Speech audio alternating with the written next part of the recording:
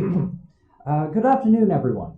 Today's lecture will be about Mendel's first two laws, the law of segregation and the law of independent assortment.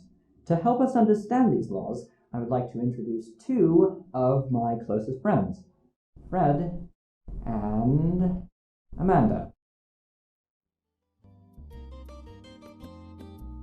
Both Fred and Amanda are purebred.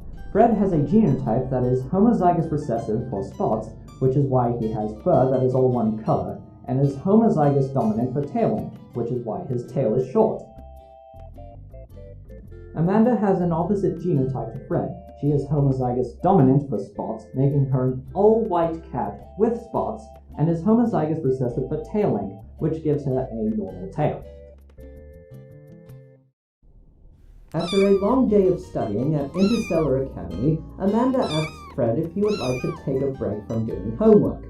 After a bit of convincing, he agrees, and the two of them go back to their dorm room for some, alone time. 2 months later, Amanda gives birth to 4 little kittens. This generation is called the F1 generation. As you might notice, every kitten in the F1 generation has the same phenotype and genotype. This is explained by Mendel's law of independent assortment, which states that if two traits are on separate chromosomes, there is only a 50-50 chance they will end up in the same egg or sperm and travel together to their offspring.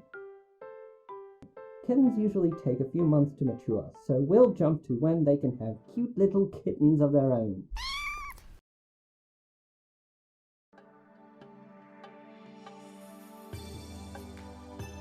Each cell in the F1 generation cats has 2 copies of each gene, one with a dominant allele, the other one with a recessive allele. The term we use for having 2 copies of a gene is diploid. When one of these cells divides, 2 possible combinations of chromosomes can be created. The first possible combination creates 2 cells, each with an allele for both traits. One is dominant for both traits and the other is recessive for both traits.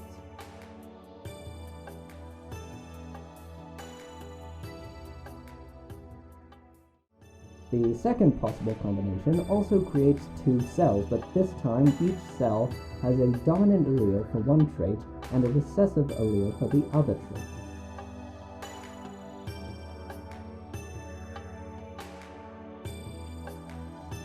Each of the cells in these combinations then divides into 2 gametes, each with 1/2 of both chromosomes, making for a total of 8, and this brings us to the F2 generation.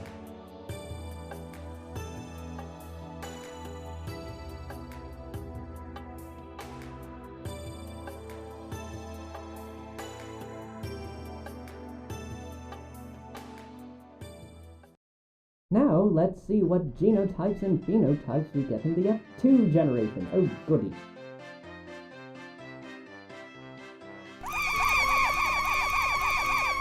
Oh, look, it seems that we have 9 kittens that have the same phenotype as the F1 generation cat. These ones all have at least one dominant allele for both traits.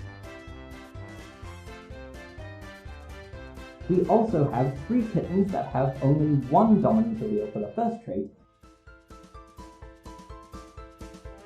and 3 kittens who only have a dominant allele for the opposite trait.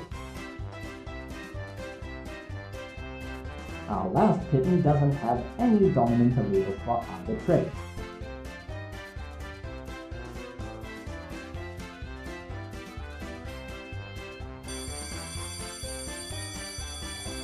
I will see you all next class. Don't forget to review the chapter